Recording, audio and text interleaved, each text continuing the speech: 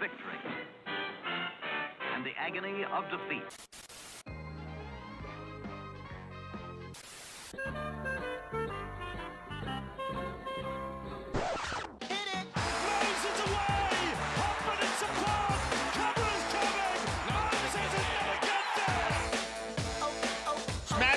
Great ball around the corner, Penasini. He beats them all.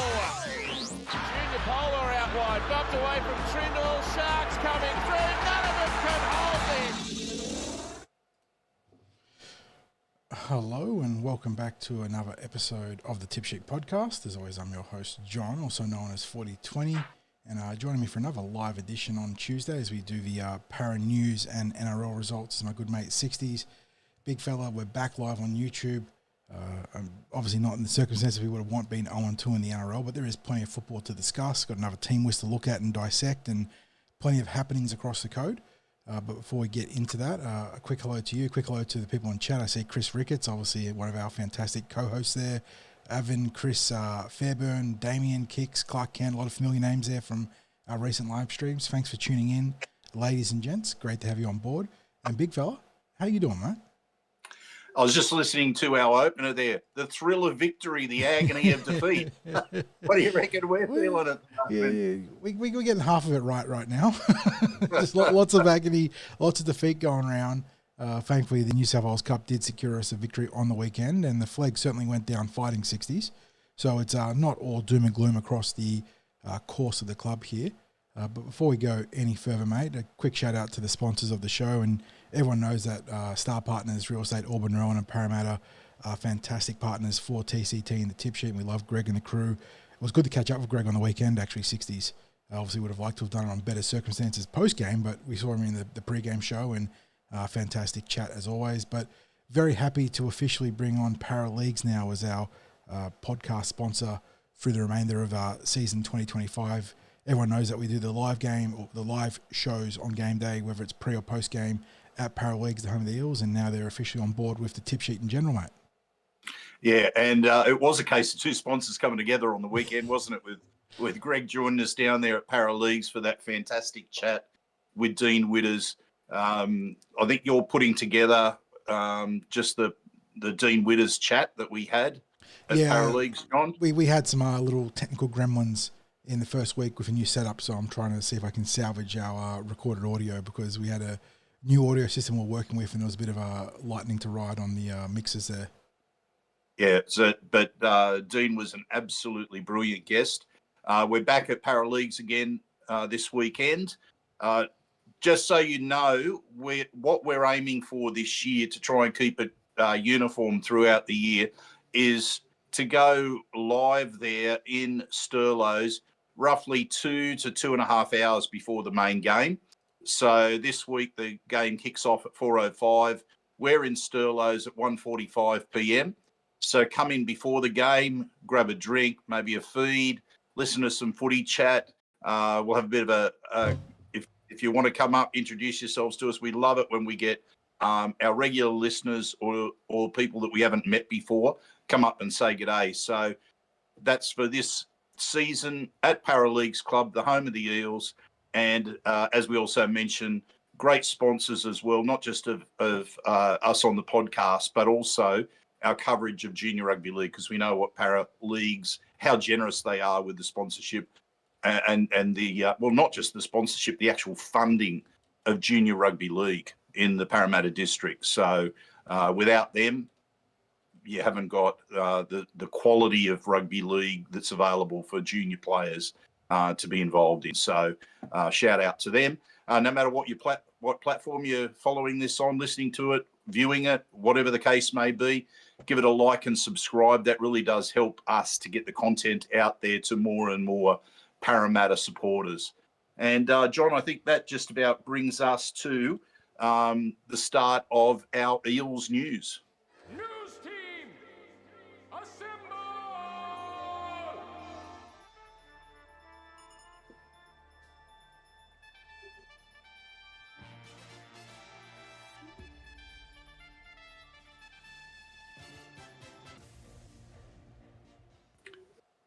And John, just before we kick off with the rest of the Eels news, we're out at Kellyville tomorrow.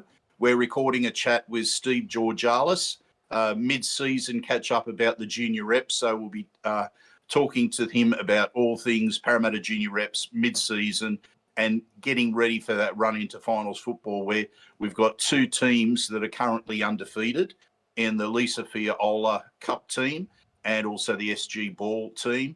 So we'll be, of course, covering those matches as usual on the weekend for Paraleagues. But we do get to chat with Steve Georgalis, who is the Eels Elite Pathways Coaching Director. So stand by for that. That will come out as a special podcast this week. John, I'm going to throw to you straight off for the Eels team news. Yeah, round 3, Eels hosting the Bulldogs out at Combank Stadium on Sunday, the same time slot 3 weeks in a row, 4:05 p.m. So very ideal for a spot of weekend footy, and we actually do get a bonded pre-game or sort of a curtain raiser, I suppose, this week with the New South Wales Cup actually in alignment, which is nice. But Jason Riles, mate, still looking for that maiden victory in the NRL, and he's made one change, but there is the room or capacity for multiple changes this week in the team list he's named. So we'll go through it. At fullback, Isaiah Yongi. On the wings, Sean Russell and the rookie debutant last week, Jordan Samrani, holding his place in the team. Will Penasini and Zach Lomax in the centres. Going to need to see better effort from Will in defence for sure next week, 60s, or this week rather. But Lomax equally, well, maybe not equally, but differently, the Eels need to find a way to use him better. He's trying to get involved, but being left on his own or to his own devices down that right edge right now. Dylan Brown holds his place in the halves despite some calls for him to be dropped, which the Eels just don't have the resources available right now to even entertain that, I think, 60s. With Dean Hawkins finally due to make his club debut as a Parramatta Eel. He got through, I want to say 50 minutes in the New South Wales Cup last week, and then I don't know if he was pulled or if he was just a minor injury, but he looks like the surname, mate. Yeah, like the surname. solid surname, of course. But I was thinking about having a little double entendre with like Hawks and Foxes for the Team List post, but went a different way this week. But we'll get to that later.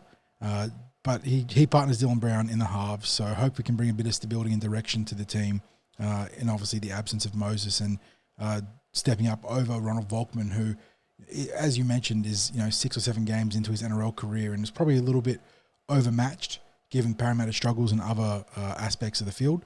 But Joe Ofungahi, Brendan Hands and Junior Barlow round out an unchanged front row, which was probably a bold call from Riles, but we'll see if he makes some changes there on game day.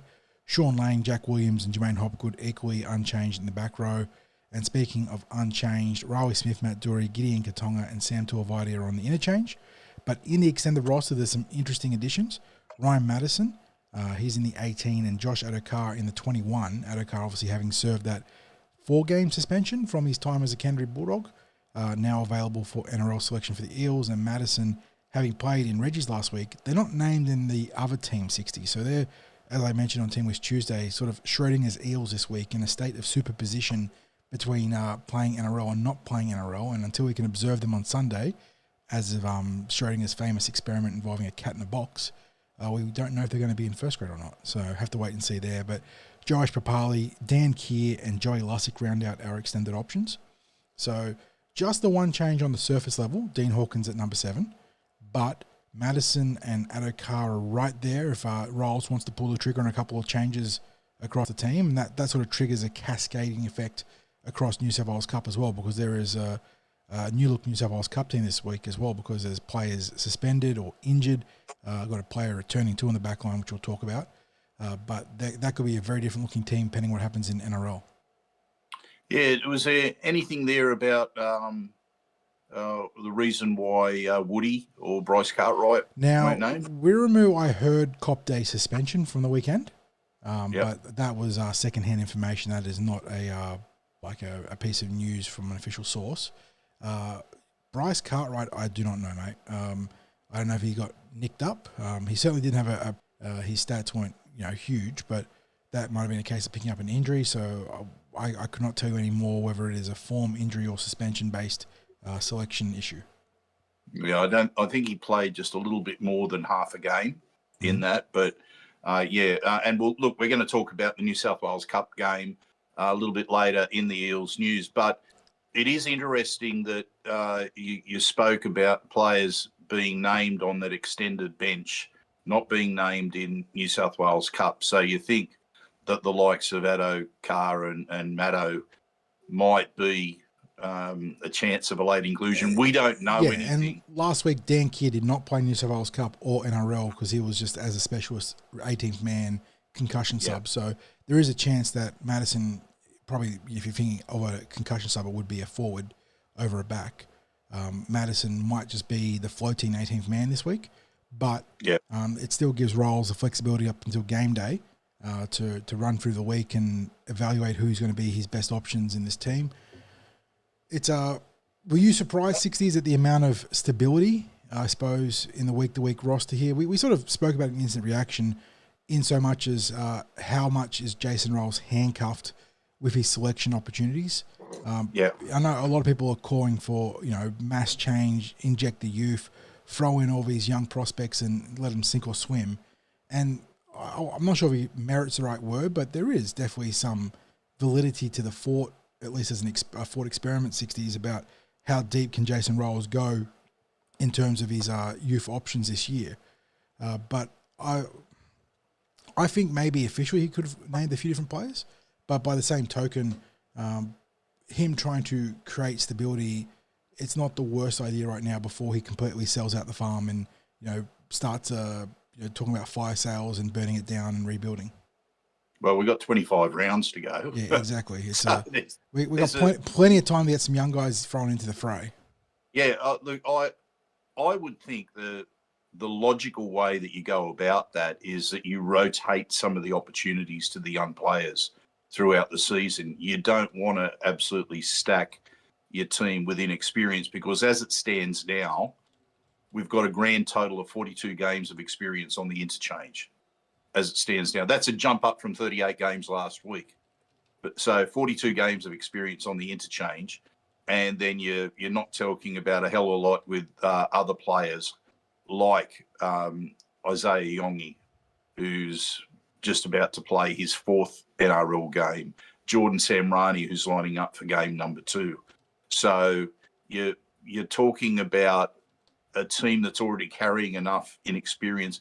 The job is really there for the experienced players to lift. That's really what it has to be about.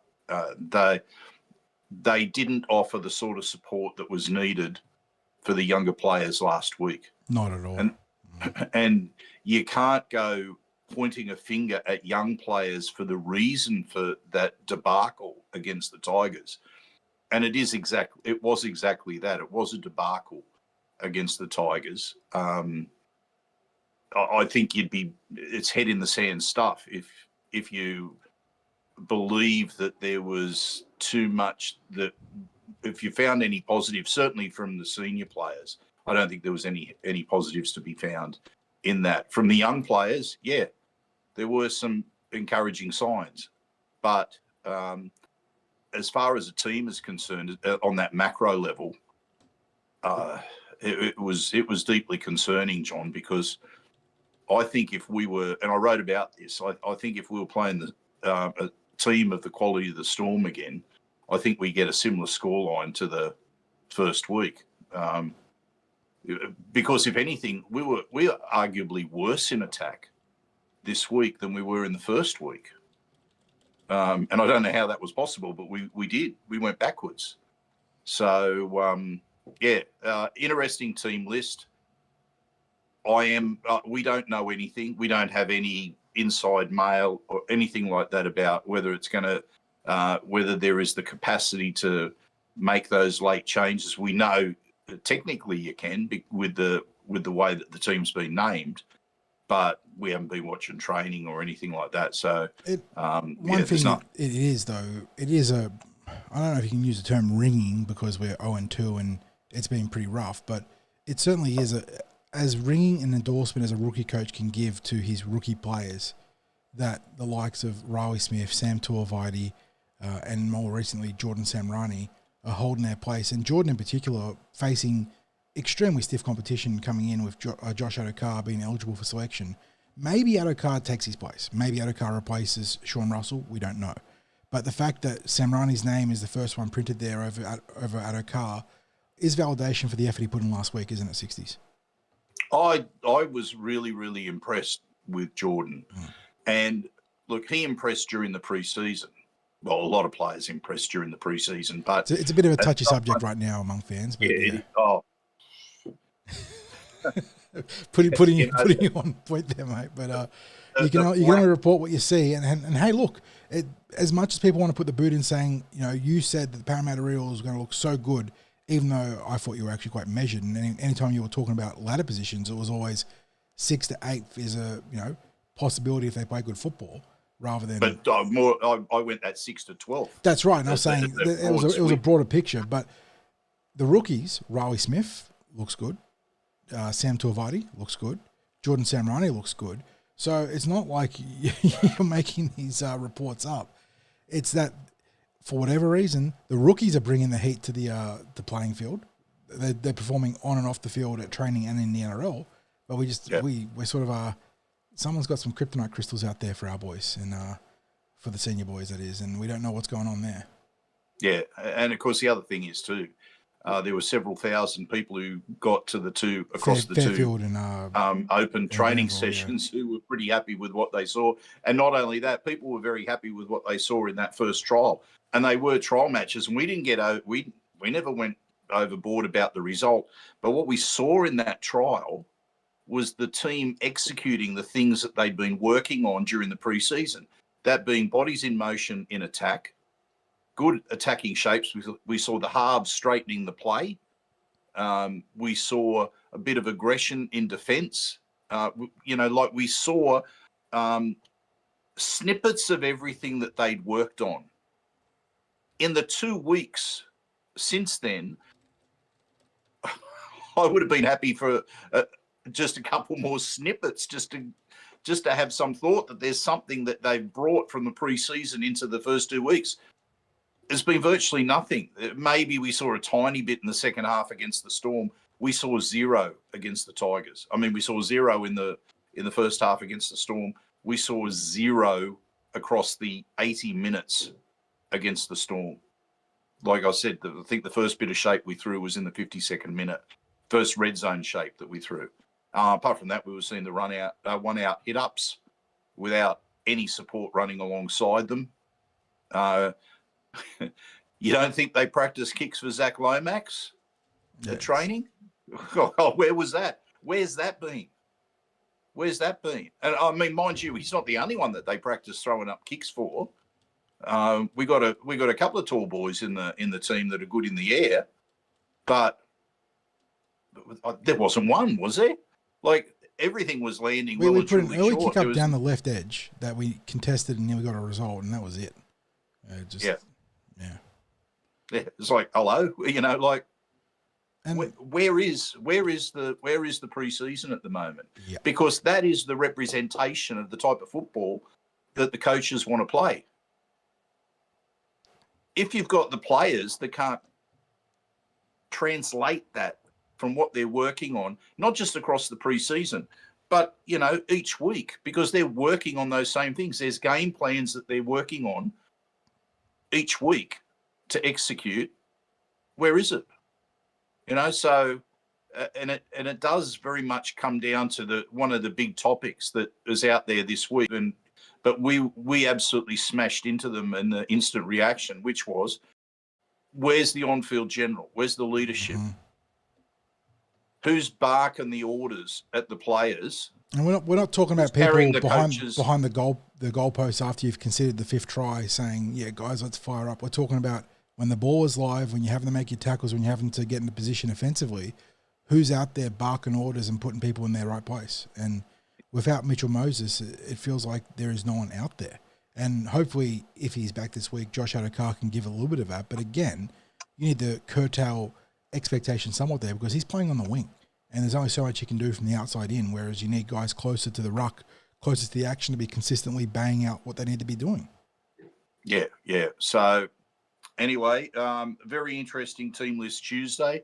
It's probably left a little bit of confusion with supporters, if we're honest, the sort of reaction we've seen so far, which is, because there's such minimal change after what was an insipid display. They might have expected a bit more. Who knows, that a bit more might yet come. So it's a wait and see there. Okay, John, anything in the way of final takes from the weekend for you? We've just talked a little bit about it in relation to the team list. Is there anything that you want to add? I suppose, again, it comes back to the idea of that's why coaches are paid six figures and we're not. They're the ones that have to find answers for stuff like what we saw on the weekend. I really struggle, 60s, to rationalise why so many of our senior players are struggling with fundamental stuff. And as we mentioned in our instant reaction, that it's now a case of them not responding for Brad Arthur in the twilight of his time at Parramatta, despite their protestations publicly, and then now getting off on a very slow start under Jason Riles. So I do not know how Jason finds the spark to, catalyse this team. I wrote about it on the weekend wrap. He needs to find someone, some way, somehow that can, be that spark, give a bit of fire, and become, a sort of a torchbearer for the team. And maybe it's going to be one of the young guys. It's almost an unfair burden of expectation on a guy like Riley Smith, who seems to have a bit of that fire, 60s. If you're watching him in defence on the weekend, he was someone that, as I see Avon asking in the chat, talking about how line speed is an issue, I feel like Riley was one of the few guys to provide some line speed. He was, herring out of marker, creating doubles and really firing up. And there was an error on the goal line, which I do contest. I don't think it was a knock-on, at least based on what we saw from the West Tigers. It was a significant call in the it was scheme of things. And I conferred with my brother after the game, who'd watched it at home, and he thought that, like we said at the game, that Riley had that top hand sort of slip off the ball, but felt like he always had that bottom hand cradling it underneath. So I don't know, maybe we're the ones in the wrong there. But yeah, I just Riles now has to find a way to motivate the guys. He shouldn't have to. So it's unfair on a rookie coach in that regard, but maybe providing a little bit of stability and in doing that, a little bit of belief, I suppose, like, a bit of backing of the players. Maybe that's what they need. Yeah. And look, John, when it came to those senior players, like, everyone can see the shape they're in. Like, they busted their ass during the preseason. It wasn't a case of they weren't aiming for a big preseason. They did bust their ass. So let's just hope that they can find that something, or Riles or the other coaches can inspire them. John, the injury list, that's been updated. Has it? I haven't seen the club post it yet. I thought there was an update. They've actually now named Luca Moretti in the injury list, which we've been saying to people, look, he's injured, but we can't, it's not our job to jump in and say what we can't. Well, we don't have confirmation of what the injury is. We know he was injured, but it has been confirmed that it is an Achilles injury, and that I think he's out for, it might be like round 5 or 6, I think, from memory on the Eels injury list report. But there was a little bit, like, we were getting inundated with people asking what's the story with Luca, because he's not named in any grade, and nothing's come out. And what tends to happen, because I had some extraordinary things put to me about, like he got in trouble with this or he got in trouble with that. Like, that's sometimes where these crazy rumours can start. It was just an oversight from the club, I believe, with not being named on the injury list, but he is included in that. John, let's look at the New South Wales Cup team list, seeing as though we're talking about what the options are for Jason Riles and the players that have been named this week. Yeah, the lone Parramatta team to prevail with victory last week in a gritty 20-10 effort over the Western Suburbs Magpies, which of course is the West Tigers in reserve grade. So they look like this with a couple of changes actually. At fullback and one of their better players on the weekend, Joash Papali. So he gets another chance to impress in the one. Speaking of impressing 60s, Hayes Dunster, comeback game after another torrid year of injury in 2024. He was outstanding on the wing. 227 meters. I want to talk about him. But if we move through the team list, I think there's a few people I'd really like to talk about, John, after we go through this. Yeah, so we'll get to Hayes' effort on the weekend shortly, but on the other side, it's Arthur Miller-Stephen, Hayes on the right and Artie on the left, I believe. And then Samuel Luizu holding his place in the centres this week, but big-time addition and not a surprise to see his 60s because I believe there was some talk of a plan to ease him back towards an eventual first-grade return. Bailey Simonson. So due back in round 4 per the NRL injury report, but he's playing New South Wales Cup this week, or at least provisionally playing. We hope he gets there on game day. Really good sign there for the Parramatta Eels and a big boost to their depth in the back line. Josh Lynn continues to play at 6 in reserve grade after doing very well last week. He partners Ronald Volkman as part of a new look configuration. And then you've got Brock Parker and Tony Matteelli getting starts this week with no Wirra McGregor, who I believe is suspended, and obviously Ryan Madison in limbo, all that Schrodinger's position that we're talking about before. Joey Lussig's at dummy half. Kelma Tuolangi's on one edge. Dan Keir back in action this week for his first game proper of the season on the other edge. Charlie Geimer at lock forward. Then on the interchange, Manny Luke, and then a host of young players. Will Latu, I thought looked good on the edge last week. Saxon Pryke, and then Max Tupou. So 3 youngsters there, and certainly players that we might see come into consideration down the road if Jason Rolls does end up pursuing that injection of youth in a worst case scenario, sort of burn it all down situation. But still a good looking team, 60s. Yeah, it is. Now, you started speaking about Hayes Dunster and saying how outstanding you believe he was. He was outstanding. That ability to beat the first tackler was a trait that he had coming through the junior reps into the lower grades, and he looks like he's found it again. Like just that footwork was back. Now, he wasn't ever in a situation where he was out in open spaces in that game, but my goodness, the work that he did in yardage was enormous, and he did get that try where somehow he managed to beat 2 defenders in, probably like a couple of square meters of space, and looked really good in getting over in the corner there. So really, really good to see Hayes make that comeback. You obviously saw it the same way. Yeah, it was the most physical he'd been in a long time, and it felt like it was probably the first time he probably felt in full command of his body in probably a long time. But 227 metres off 21 carries, so not only is the overall production fantastic, but the per run rate is excellent. I think it was 12 tackle bar 60s. That's a huge effort, obviously scoring the first try as well.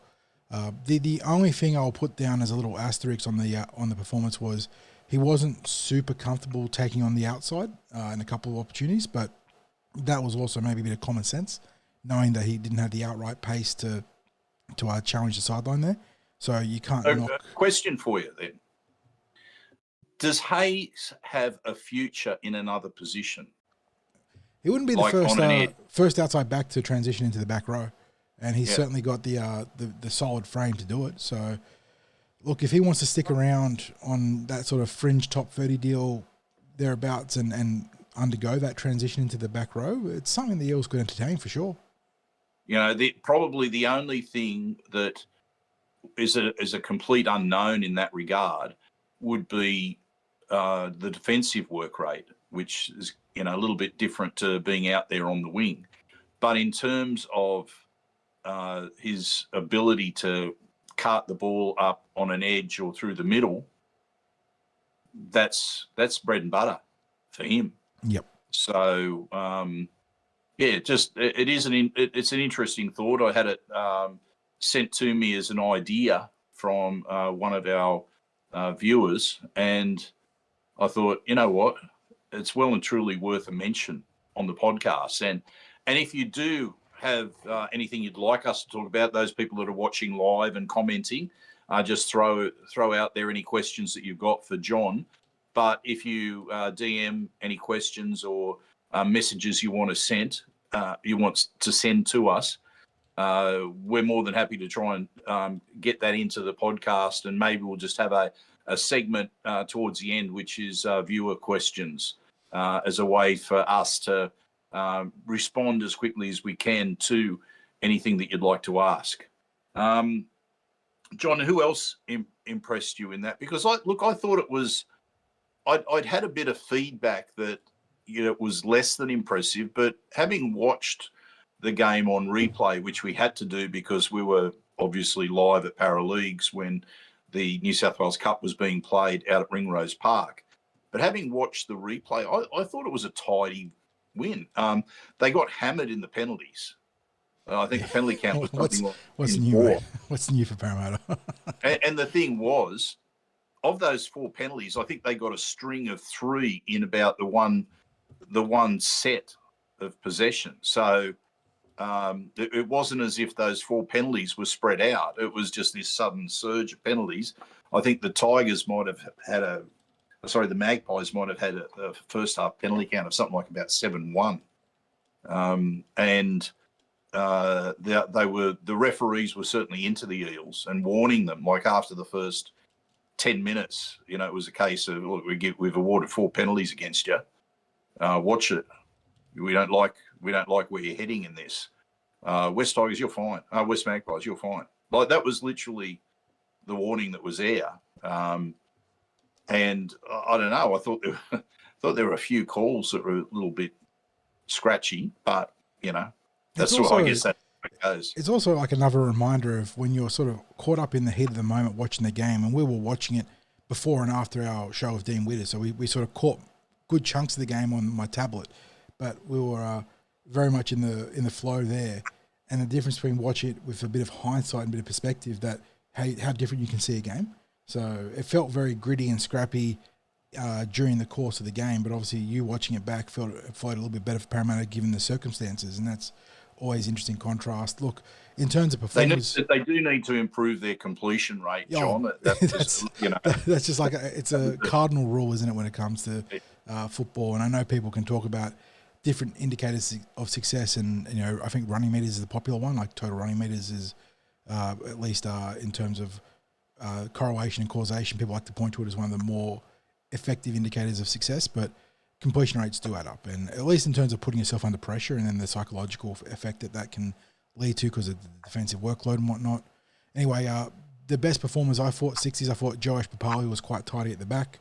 I think he saved 2 tries. He did some very good work in defense. Probably didn't have the chance to chime in as fluently in his attack as we would have liked, but you know what? The attack will come for a player like Joash. The fact that he's making plays at the back in defense, I think that's telling. That's very encouraging. Obviously, Hayes, very good. Best on field there. A player that I thought was actually, I know he had a few errors to his name when I went back and reviewed the data, but given that he was called up week of after playing in the Flegg the week prior, I thought that Josh Lynn did some really nice things playing in the halves. Yeah, look, he's a player of promise. It was, there were a couple of awkward moments, like I think the West try where he had cramp right at the marker, and they just went over the top of him while he's there trying to. I thought they lost that ball, by the way. I thought that was a drop ball. Yeah, I thought 100% that they did. The 20-10 scoreline was, I thought, really, it flattered Wests with that. But you take your chances, don't you? And but yes, Joash, very, very good debut for the Eels at that level. I've had a few people ask me, do I think that he's ready for first grade? I wouldn't be considering him for fullback at first grade because there's nothing wrong with what Isaiah Iongi is doing. Yeah. And I think there's a few things that the coaches probably want Joash to work on as a fullback. But let him find his feet in the grade as in the Eels system, and the opportunities will probably come, and they'll probably come off you'd suggest off the interchange. He is a strike weapon, But what I liked the most were those try saves that he was able to get. You mentioned Hayes Dunster.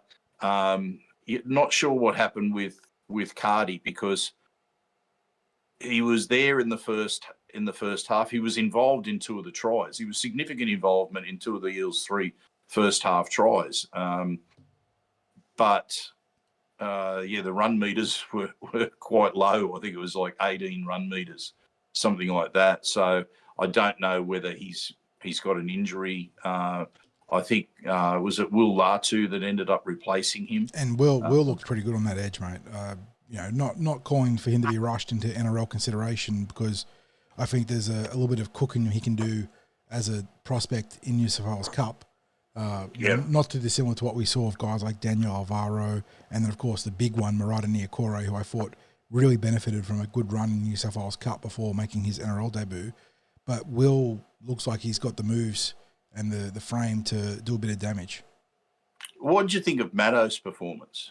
I think he was out there for big minutes, and look, offensively, it was sort of there or thereabouts. I think he got through like 90 meters off, I think it was like 10 carries or something like that. But the big one was, I think he got through 35 tackles and only missed 1 or something like that. So certainly got some reps under the belt there. And I know Ryan Madison is such a polarizing player to talk about. The discourse around him has actually gotten pretty toxic about the room that you sort of had to address, and he doesn't play unless he's 100% fit. I'm not going to die on the Ryan Madison hill, but I do think the Eels are probably a better team with him in first grade, at least in what he brings for minutes to production. And he can have the odd laps too, which is certainly not something that you're not going to say that the other core players aren't guilty of right now. But I think it wasn't a dominant performance, which probably disappointing given the caliber of the pack, and that doesn't just speak to Madison, that speaks to a number of players there. But it's easy to say that, but not framing it against the fact that it was their first game of the year. It was absolutely disgusting conditions, mid-high 30s, what was it, 40% humidity out at Parramatta or thereabouts on the weekend. So maybe he didn't have to get back into NRL contention. That probably, again, speaks to the fact that he's playing in that limbo position right now where he could very much be in contention for a game in round 3 in the NRL. Yeah, look, the way I see him is I agree with you as well. You look at whether having a player in the team is a net gain for the team. And I do see him as a net gain being there. The majority of the time, what he will produce is a tidy professional performance, with what you then get occasionally is a bit of a flash from him, like the big performance every so often. Now, people might look at that and go, he should be performing like the big performances on a regular basis. I look at it as he doesn't let the team down when he's on the field. There's the criticism about when he didn't take the field, taking those 3-game suspension, that he was letting the team down and letting the team down big time. Right. I'm going to push. I was going to say, right now, and that's valid. The Eels just need someone that can dish up 150 metres in the middle. Yep, and it. Madison's been that guy in the past. Yeah, you can sort of point to him not necessarily playing if he's not 100%, and maybe there is merit to that discussion. I'm not privy to Ryan Madison's health, so I'm not going to, offer insight there. But I like I said, you'd be hard pressed to convince me that right now the Eels are a better team without Ryan Madison in the NRL, and we'll probably find out this weekend, one way or the other. But in terms of the final players that I thought were good on the weekend, 60s, we mentioned Will Latu. The other player who I thought, 2 players who I thought were probably among the better forwards, even if they weren't incredible, but they're starting this week, probably on the back of it. Brock Parker, Tony Mattielli. I thought that Tony had a couple of really good carries, but then there was a bad concentration drop at one point. So that's always the issue with a young forward, isn't it? Sort of making sure you can rein in those errors, but they get a chance to start this week. And Brock you won't see him in NRL mix in the immediate future, but certainly down the road this year could be a factor. I think that Tony Mattielli is one of those players that is playing for an NRL debut in the coming weeks. Yeah, agree with you in both instances there. And the thing about Brock is that you know what you're going to get from Brock every week. Wholehearted, consistent production. He's got a good frame. We said it in the past, this is the sort of player that the Melbourne Storm system loves. And you will see them become, maybe not like long career first graders, but they can carve out a really good niche in the Melbourne Storm. So Brock, I think, is definitely someone that can further their ambitions towards a debut this year. Oh, John, I'd go so far as to say that if he weren't to progress at Parramatta, he would find a home somewhere else. And who knows, it could be somewhere like the Storm. Manly He's love, just love that a Parramatta player like Brock Barker. Yeah, absolutely. And yes, Tony was one of the players that I tipped for an NRL debut. I think I got a couple of the others right already. So, look, also a shout out to Dan Keir because he's getting on the field this week, whereas he was the 18th man for the NRL last week. He's another player that you know what you're going to get from him. Just consistent, high work rate. So, yeah, very pleasing about that. John, the Flegg, we got a team list as yet? We do. I actually got this via League Unlimited, so their media team doing a fantastic job. Shout out to LU. And I go down here to find it on TCT now. Just the one official change for the Eels this week, 60s on the wing, after they really let that game against the Tigers slip through their fingers, and they'll probably come to rue it, as is the way with Parramatta when it comes to just missing the finals in these grades. It was the same game last year where they let the Tigers run them down. Yes. And that ended up costing them the finals. The difference between making the finals and probably going on to win a title.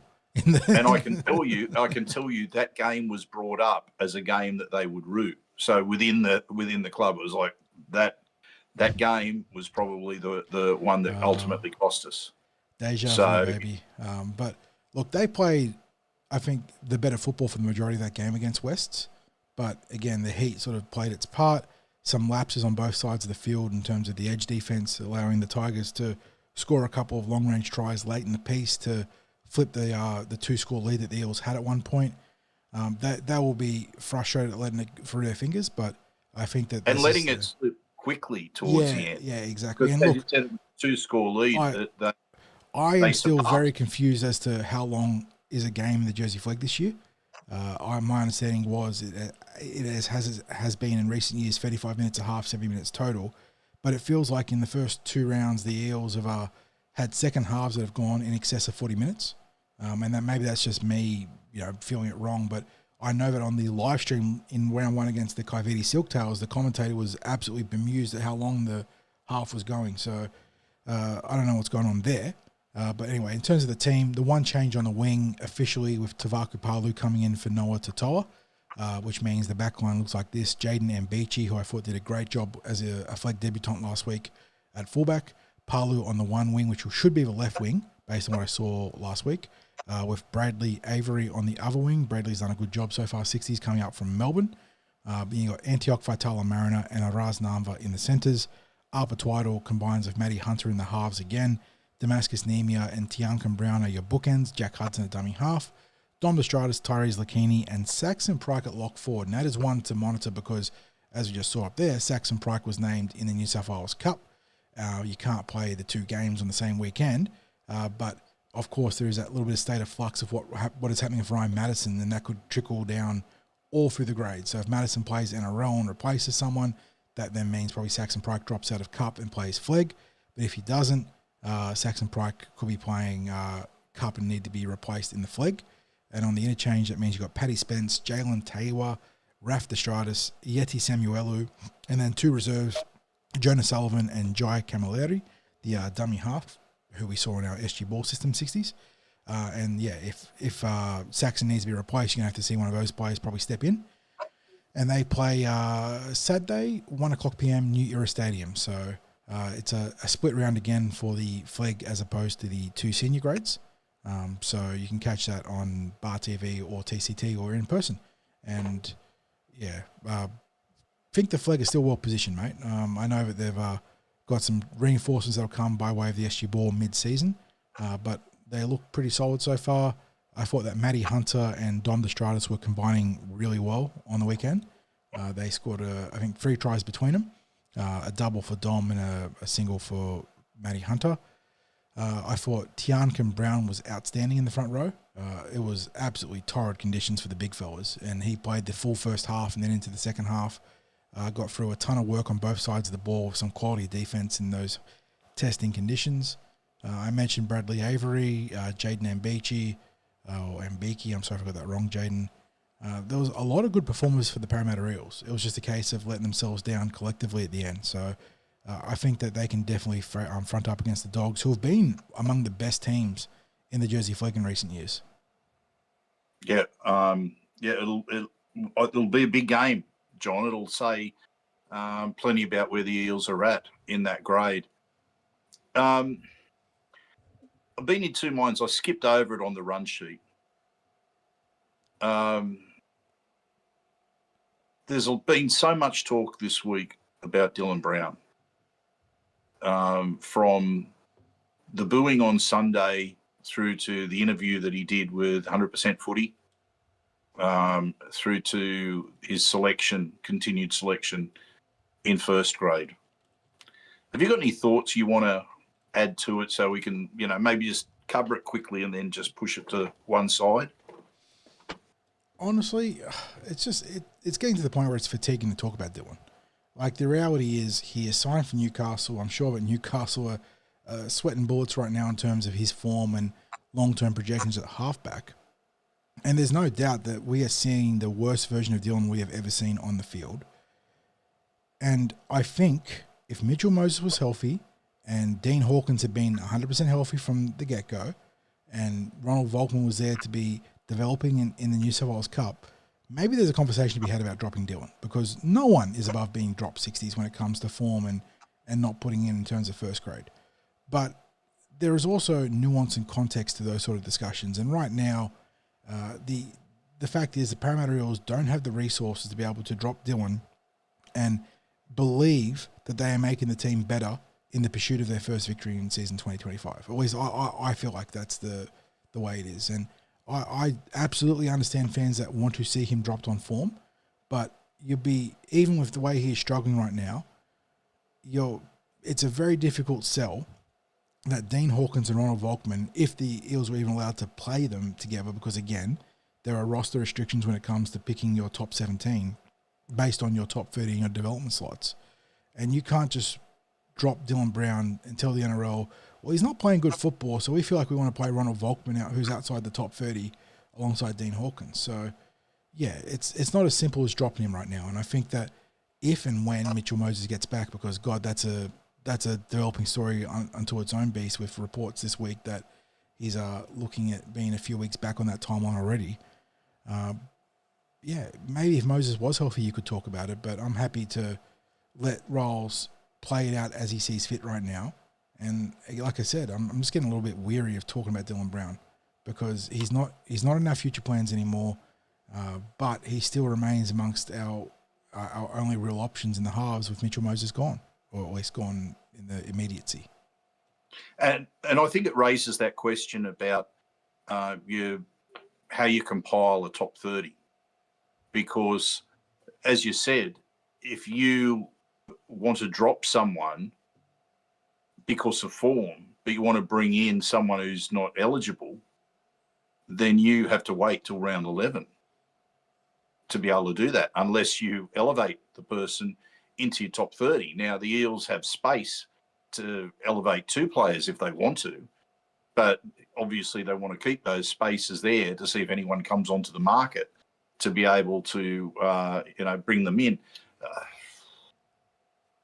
What you're virtually saying is that, in a sense, Dylan's got to pass for selection until such time as Mitch Moses comes back. I think it's the ugly reality of the situation, is that the Eels went out with the idea to recruit a better deputy for Mitchell Moses in the form of Dean Hawkins, and I certainly think that was the right play, but he wasn't ready in round one. He was a little bit banged up, which precluded any sort of thoughts about partnering with Dylan Brown at the start, which means that maybe there's a better version of Dylan Brown to be seen with Dean Hawkins. Who knows?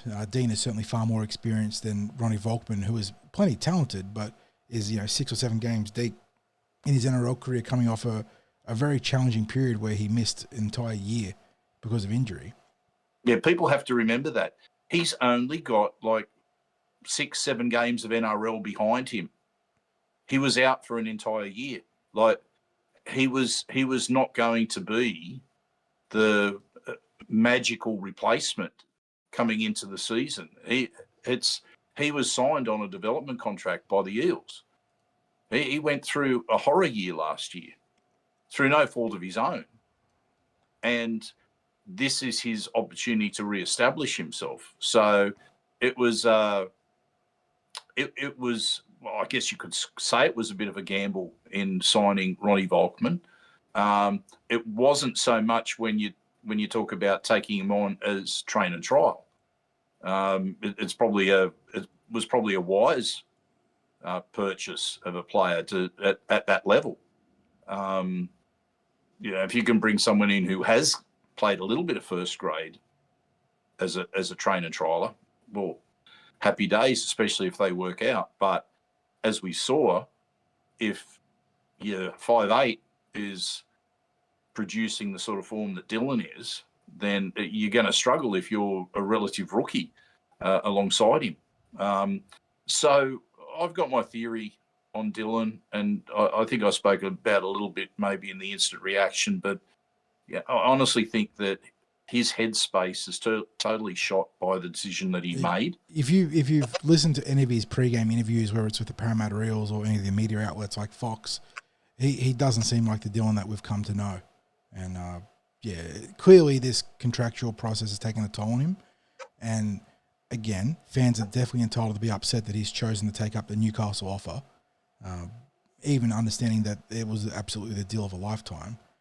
But yeah, it's there is definitely a two-way street here, isn't there, 60s? Like, Dylan is underperforming. He's probably not in the best headspace after making such a heavy call in his career. But fans equally, and I know that you're very passionate about them not booing him, but at least as an emotional response, I can understand why people are frustrated with the option he's taken and his form on the field. Yeah, I don't like it. That's my personal stance. Mm-hmm. And I was listening to James Graham talk about it, and he goes, absolutely, fans have a right to boo. Coming from the English background with the very parochial fan bases, yeah. Yeah, they will boo their own over there. Relentlessly. Look, it doesn't sit well with me because I don't think it's going to extract the better performances out of a player. Like, as I said, my theory is I think Dylan's own decision was one that he had to take, but wasn't necessarily comfortable about it. And as he said in his interview, and I think we're starting to get closer to the truth, he said to his manager, "Well, you go do your thing, but I'm happy here. Just see what's out there, but I'm happy here." Didn't think there was going to be anything out there for him of that magnitude. Was looking at a way of extracting a couple more years out of the Eels. Maybe getting the upgrade a little bit, but, suddenly had this offer that all of the media was saying, if Dylan or his agent don't accept this, there is something wrong with them. It's like, it almost feels like you're backed into a corner with that sort of thing. Now, I'm not making excuses for Dylan Brown. That's his decision. He's a grown man, and people are upset, about him abandoning a club that stood by him, and that's fair enough. And I think what happened in 2023 weighs heavily on fans' minds as well. The club, that's what I'm saying. Yeah. There is that, but the other side of it is, he had that moment, but man, he's been a good kid at the club and has done so many good things around the community. And if you've seen him interact with young people, like he's magical at the way he can, get through to young people, just communicate in a way that they relate to. Anyway, so I'm thinking he's not going to get any better in his form until he gets his head straight. So if it looks like he's not going to be able to get his head straight, people are suggesting, well, release him early. Come to some arrangement with the Knights. Are there players that you would want to, get instead of like swap him for. I think the only notable player of the Knights have a contract is Kai Pearce-Ball, who does fill a need in the back row. We've got it. We'd have a need. We'd have a need in the 5/8 role. Let's be honest, because you couldn't release someone like Dylan Brown, who at his best is one of the elite players in the NRL, and a player who would be integral to the Eels. You wouldn't release him and pick up, an edge player or a centre or something like that, because all of a sudden you've got a hole in the halves, and who knows how long that hole's going to be there for, because he's gone at the end of the year anyway. You're going to need someone in that position. You can't go abandoning an entire position for a season. So I don't see that they'll go down that path. Mm-hmm. Anyway, as you said, there's been enough of that. We have to get to the big gritty story of the weekend, and that was, where was Sparky and Sparkles? For all the atrocities we saw on the field, that was legitimate psychological torture, what we saw there. I don't know who the club consulted, if they did go for like a media consultancy firm for something like that. No, we got the answer, John. We got the answer earlier today. And it was Sparky and Sparkles are there this week. There was actually just some adjustments that were being made to Sparky and Sparkles outfits that took a bit longer than they planned. So this was a couple of Eels mascots from the Para Play program for kids. And I believe their names are Bolt and Blitz. But why do they exist, 60s? Why don't we just They are there as community go out there and see. That would imply that they're out there terrorising people at non-football events. So we are subjecting people to that. The idea of that is that they are able to be a little bit more mobile in those outfits, can run around, kick, jump, all that sort of stuff. So, so they were filling in for Sparky and Sparkles. That was the big, John, that was the big team list news that we had to put out earlier today to say, here's a little bit of news dropping early. Sparky and Sparkles are back. So I saw it going out. I'm like, it felt like you're telling your kids a Tooth Fairy exists. I'm like, so it is amazing how much of a distraction it was from what we saw on the football field. Like afterwards, it was like, you know what? Things were so bad. Would you even believe that there's no more Sparky and Sparkles? Well, no, it's okay. They're back. They're back, baby. And John, on that note, surely you've got a special musical interlude for us. I don't know if you can call it motivating in the in our dark times. And someone started the podcast. I think actually it was Chris Ricketts, our good mate, started off making a Rocky reference. So maybe we have to visit the Rocky music down the road if the Eels keep struggling. But I've gone back to one of my favourites who I've used on the podcast before. A fellow content creator on YouTube, although he's certainly got a few more subs than us, Ollie Parker, who's a wonderful player of the trumpet and the, I believe it's the flugelhorn in this case. I love a flugelhorn, John. Yeah, a bit of a flugelhorn here. And he's got a cracking new beat. So if you enjoy it, please go check out Ollie Parker, OLI. Parker is in Brock Parker. I'm sure they're not related, but if they are, it's even better. And go give him a like and a subscribe over there. But yeah, so this is his take on some disco tunes in terms of the flugelhorn.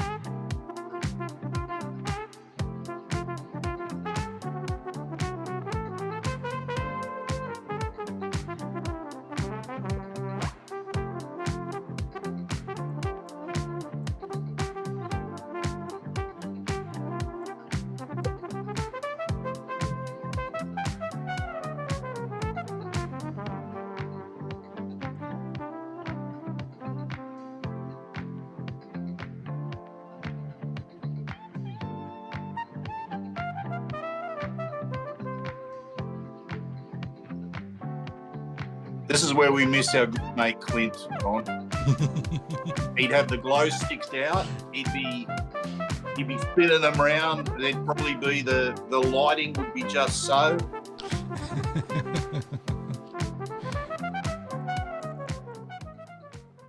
There we go. I don't know where you find them, mate. I really don't. You know, because I love to move, man.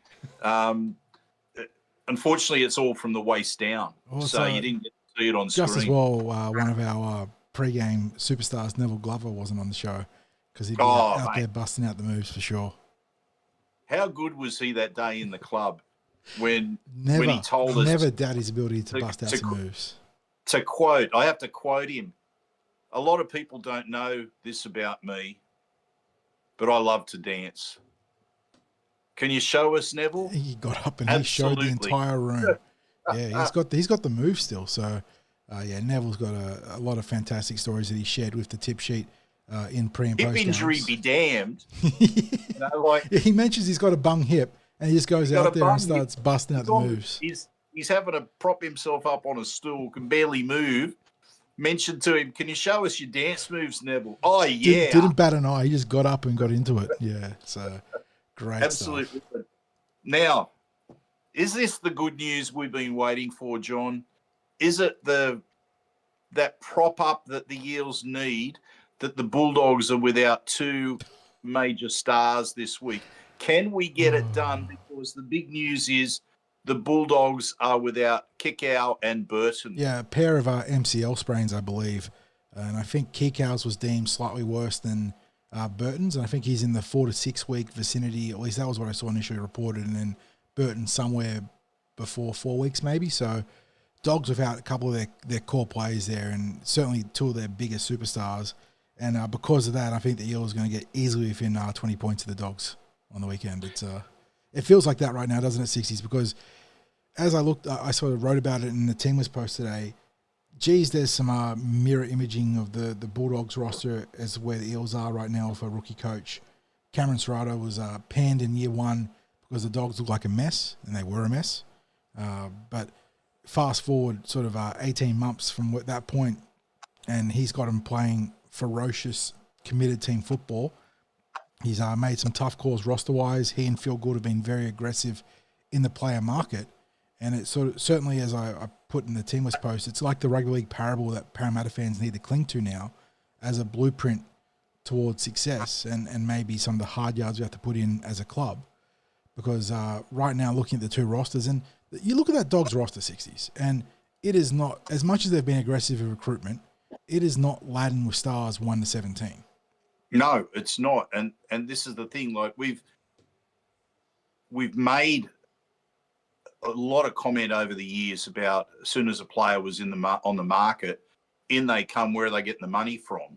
But as you say, when you then look at who they're rolling out, it's not like this star-studded outfit. It's, you know, they've taken a few steps to get towards where they want to be. They've been selective with a couple of the big names that they've brought in. But what they probably brought in more than anything else is an attitude. Yeah. Now the other thing is too, and it was said to us by a fellow that I know that he gave a great analogy about where the Eels are at and maybe where things have to go with Jason Riles, which is a lot of supporters expect to see the golden slipper. That means, you know, like they get that result nice and quick from, you know, the young players and really quick, like the golden slipper's there for the young horses. It doesn't take too long from you take them from when they're born to when they're delivering the prize, as opposed to the Melbourne Cup horse. So a lot of people want the golden slipper. They don't necessarily want the time that has to go into a Melbourne Cup horse that might take 5 or 6 years to develop, and obviously it's a longer race as well. But you know, are the Canterbury Bankstown Bulldogs? They've taken that approach. That's going to take a little bit longer maybe to get where they want to go. In the past, we've seen clubs like the Roosters being able to turn something around in a year where they go, crash, bang, wallop. It is the golden slipper for them. We'll get this player and this player and this player, and we want an instant change. We've seen them jump from down at the bottom of the table up to the top of the table in a season. Right? It's fair to say that through all the years that Phil Gould was at the Panthers, that it took them a while to get to where people were memeing the 5-year plan at Penrith. Yes, that's it right. become a rugby league meme until it wasn't, because and look, replicating what they did at Penrith is pretty much singularly impossible, because you have Nathan Cleary, who is obviously just an incredible halfback. He's generational player. Yeah, exactly. He arrived at the peak of his powers in a window where halfbacks aren't ready. You look at what Mitchell Moses has done, and he worked hard to become one of the best players in the NRL, but he realised that age 27, 60s, I think, was when he started to really mature into his full form, and that was Nathan Cleary at 20. So just crazy. But they also had 3 or 4 years, year on year, of really strong junior classes, even beyond just having smart retentions in your junior pathways. They just had a golden run of juniors, and they're finally slowing up, and they're just going back to being a good team in terms of that regard, not an incredible team. But yeah, the Penrith model, everyone wanted to replicate it, but it doesn't happen. And that's why we've sort of got a discussion going on here too, talking about, Canterbury's approach to being almost like the eastern suburbs, in being so far as not many juniors internally. I think rugby league history is saying they've got 3 district juniors in their top squad, but it just shows that there are multiple pathways to success in the NRL. And, aggressive and prudent recruitment is, in the modern game, absolutely a viable and feasible strategy. And it may be, look, the Eels want to be a development club, and I will always endorse that. But we saw in the season gone by a bit more perhaps aggressive recruitment than we had in recent years. And I do think that for Parramatta, it is a combined arms approach, 60s. You've got to keep your best juniors, and you're not going to keep all of them, because opportunity is going to be elsewhere that you can't provide if you're stuck behind like Mitchell Moses and whatnot. But the Eels need to be aggressive in the player market, and they need to be aggressive in player development.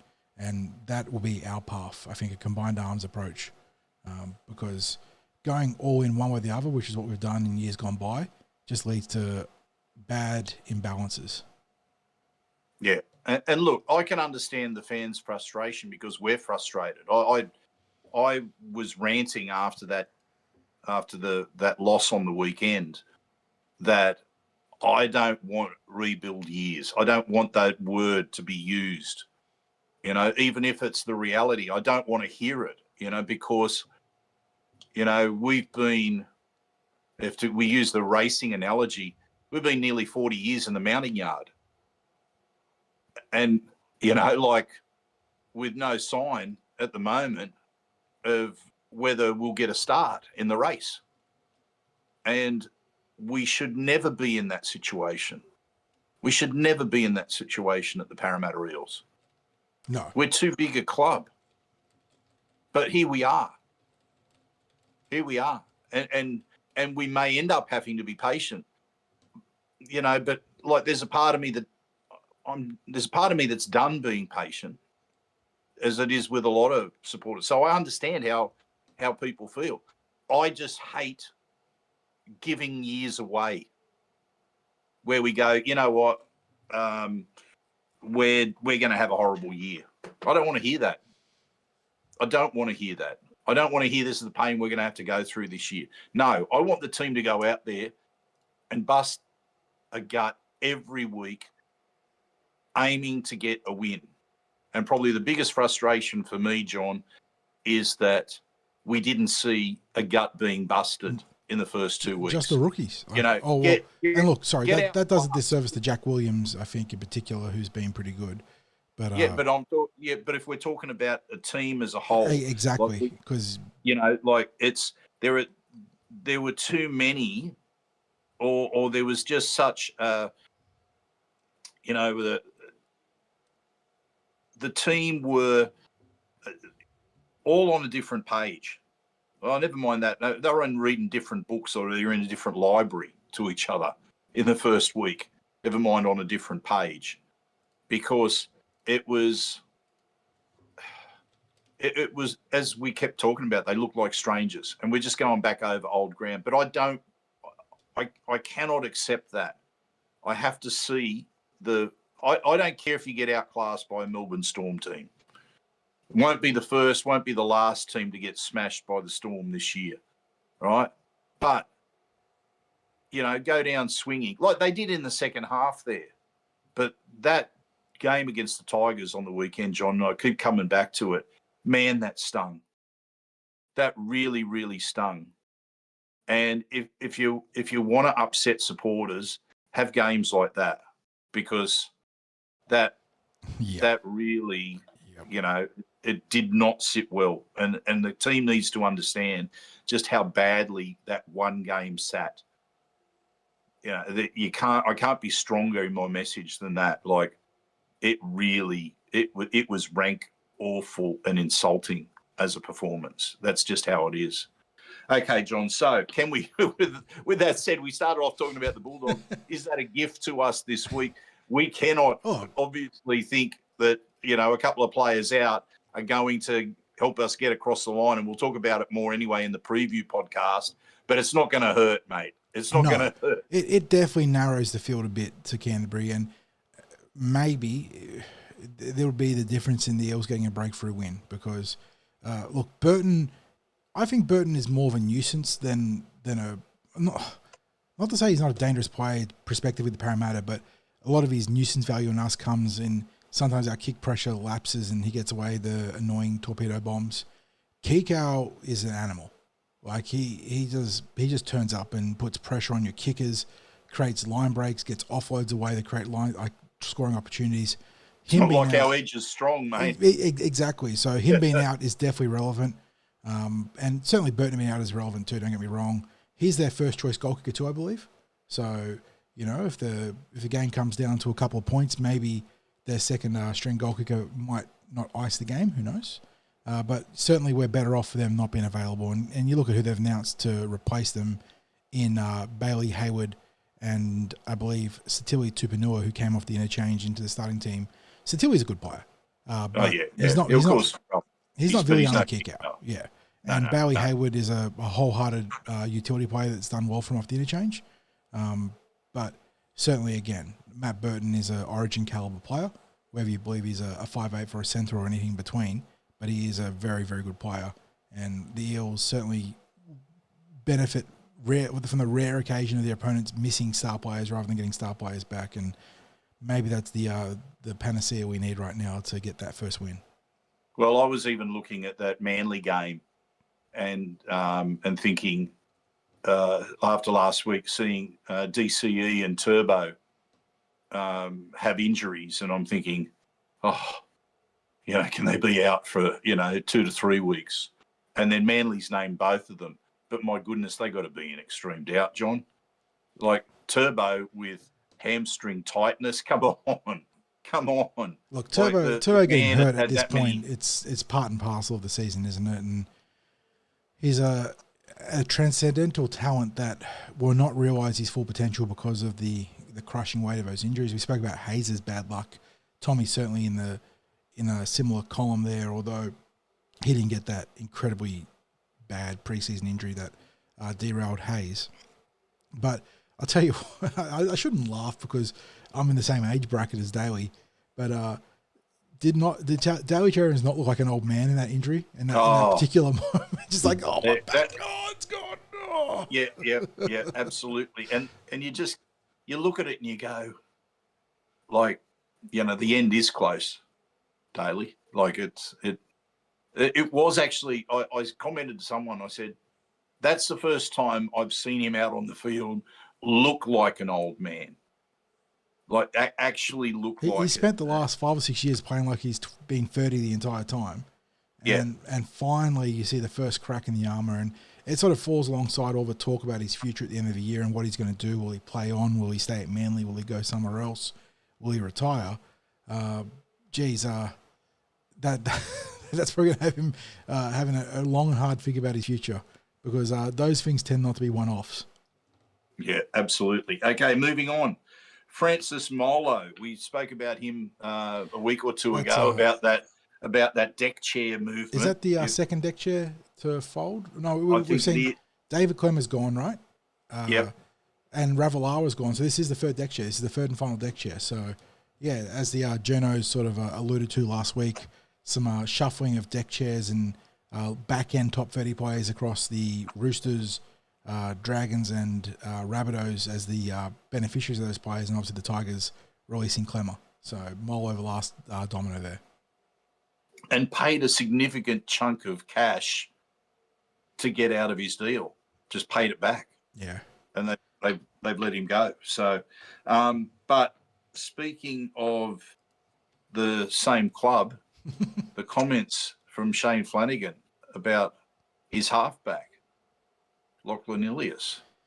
Yeah, it's I don't know if you follow Formula One 60s, and unfortunately the F1 clashed with our game on Sunday, and I was trying to watch it while at the game with Foxtel Go while also watching the game like during live things, and then switch over to the F1. You are a notorious multitasker, John. But, the man who can touch type junior rep games while he's watching it, ladies and gentlemen. Yeah, it was in a way a welcome distraction for what was going on the field. But in the F1, it was a very rainy weekend out of Melbourne, and in the formation lap, so before you actually start racing, one of the young rookies for the Red Bull feeder team, essentially the New South Wales Cup team, but in first grade it's a little bit complicated, but Racing Bulls, I believe it is this year. They keep changing names. Isaac Hajar spun out and in the formation lap and didn't manage to take his place in the race, and he was inconsolable. He broke down and was shedding tears because it was his first proper race in his career in F1, and he binned it. He'd botched it. And in the end, Lewis Hamilton's dad came over, Anthony, and consoled him, and it was a nice scene. But there's a crotchety old man at Red Bull called Helmut Marko, who has a bit of a reputation for, if I put the inverted commas up, saying it like it is and saying the things that people don't want to say but want to hear. And he was out there saying that it was embarrassing for the young man to show some emotion, and it was just completely out of touch sort of stuff that I'm sure some people would eat it up. But, why would you say that? And the long way around of what I'm trying to get to here is that it was the same kind of energy from Flanagan. Like, what is there to gain from putting your recruit on blast like that? We go back to the Dylan Brown being dropped discussion. Dylan Brown might end up getting dropped at some point, 60s. But if Jason Rolls was out there on, in the media presser post-game or today, fronting up to the media saying such, inflammatory things towards his playmaker, how does that benefit your team? I don't understand. So I don't know. I'm just maybe I'm wired differently, mate. I don't know. Maybe our viewers there at the moment have some thoughts on that as well, and I'll leave you to have a bit of a look through any of the comments that are there at the moment, John. Look, my take on it is, I think Flanagan's always seemed to me to be a coach who can fire up about things, he is very confrontational, very siege mentality, and maybe he thinks that this will light a fire under Lockie and the team's backsides, and like the Eels, they're still hunting for their first win, right? So 0-2 is not a huge hole to be in their vacuum, but it spirals out of control very quickly. So he's probably trying to do what he thinks is the best for the team. You see comments made like that by coaches when it relates to officials' decisions. You saw the game, didn't you? Very leading questions that don't get them in trouble explicitly. You're smart enough. Ricky's a famous proponent of the leading question. What do you think? Yeah, what do you think? Yeah. So it wasn't great support for his own player. It really did feel like throwing him. It had him thrown under the bus in that moment, and I don't think like you just said, I don't think you extract better performances out of someone with maybe it's not quite a public humiliation, but it's certainly not any level of support or a rally to get a better performance out of his halfback. And there are phrases where there are ways that he could have challenged Ilias publicly that I feel like would have helped him. Like, you know, even if he just gone up and said, you know, I need him and Kyle to be better because they need to take control of his team.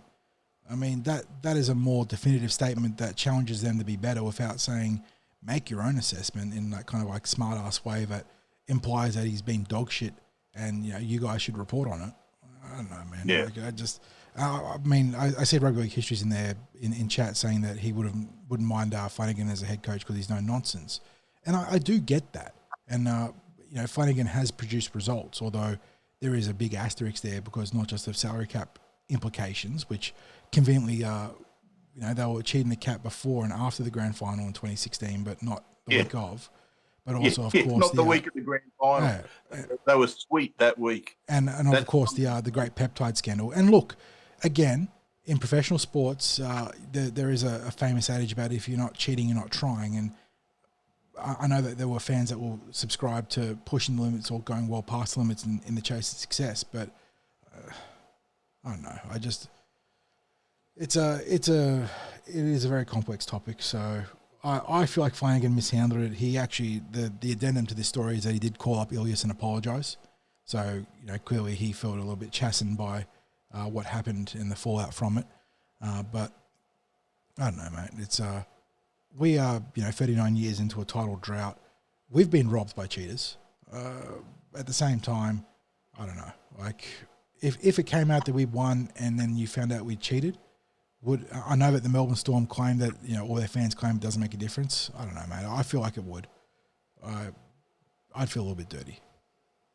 Yeah, look, I probably would. That's maybe a great hypothetical question. We'll throw that out there to the viewers.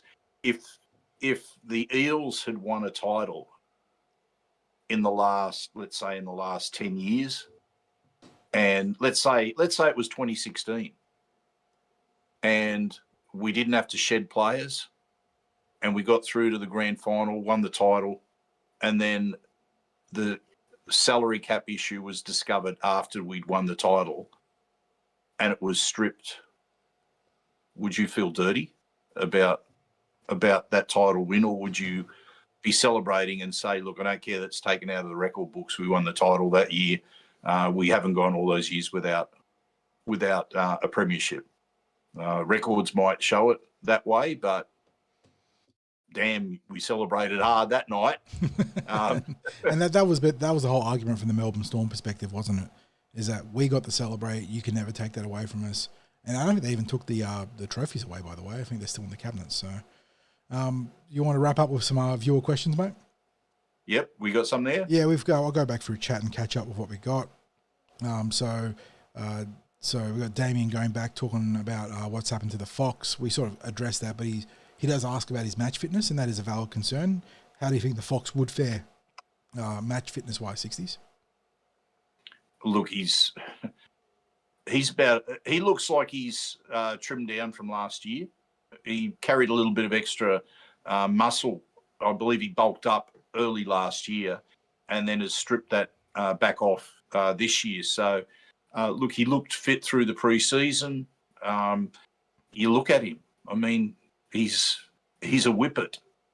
I don't think that's going to be an issue. If he ends up getting a run, I really see that his leadership will contribute to in a positive way for the Eels. Yeah, he just talks. He talks non-stop. He'll be one of the talkers, one of the yappers out there, which we desperately need. If you were out at the game on Sunday, you could hear a pin drop in terms of the Parramatta Eels communication during live ball scenarios. So definitely need him back in there. And sort of a secondary line of questioning to that from Avin was asking about if Jack does come in. He's saying surely not Samrani being dropped.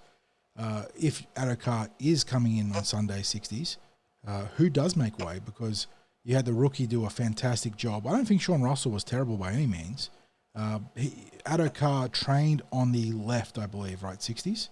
So maybe Adokar is a left winger. Yeah, but Sean Russell has played both sides of the field too, so he's got that flexibility. But Sam Riney is the incumbent right winger right now, or right winger / centre, based on what he and Lomax were doing interchangeably in defence and offence. Yeah.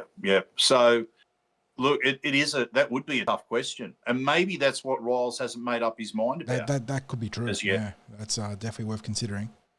So, look, if we had to make a call, I would reluctantly say that Jordan Samrani will make way for the Foxx, and that there would be, because I don't think you couldn't point the finger at either winger last week for what transpired out there, and Sean's been quite solid.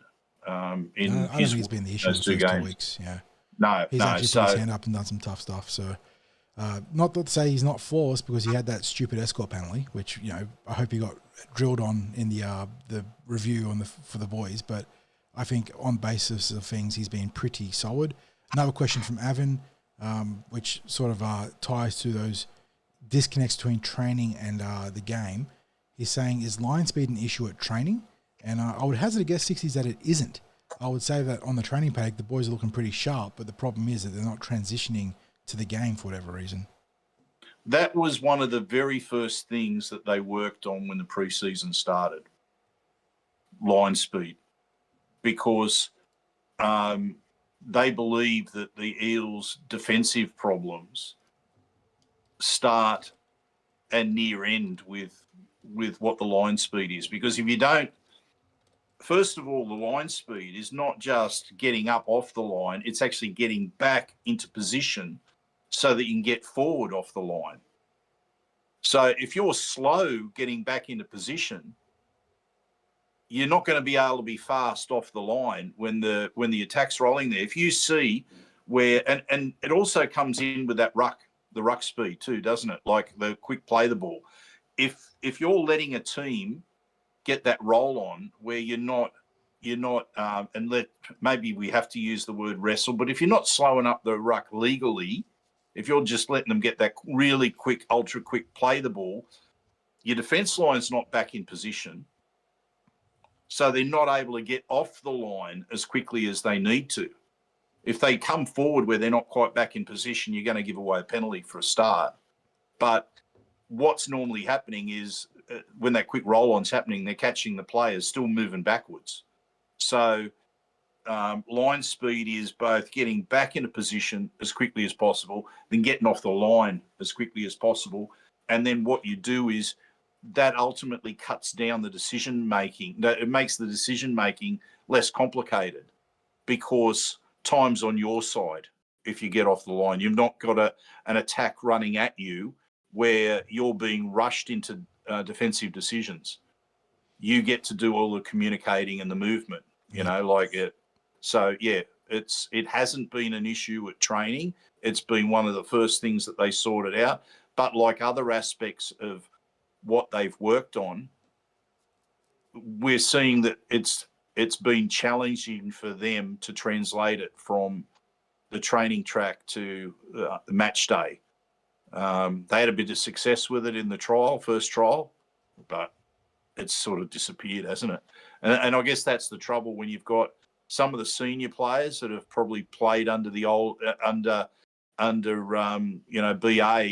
this isn't a criticism of BA's coaching, but the systems are different. Yeah, the systems are different, so they could go back into what they know, and I've spoken about that before. Slip back into older habits. So it will take a while for some of them to stick. Some of the changes. I think that's why you're seeing the young guys just come in and seem to adapt so much faster, because they're coming into this system as their first real NRL experience. Whereas, and it's not like a full exoneration of their efforts on the field, but clearly some of these senior guys are struggling with the transitional process, and it is going to be make or break for them in the coming weeks. Like Jason Riles can only have so much rope for them in terms of production.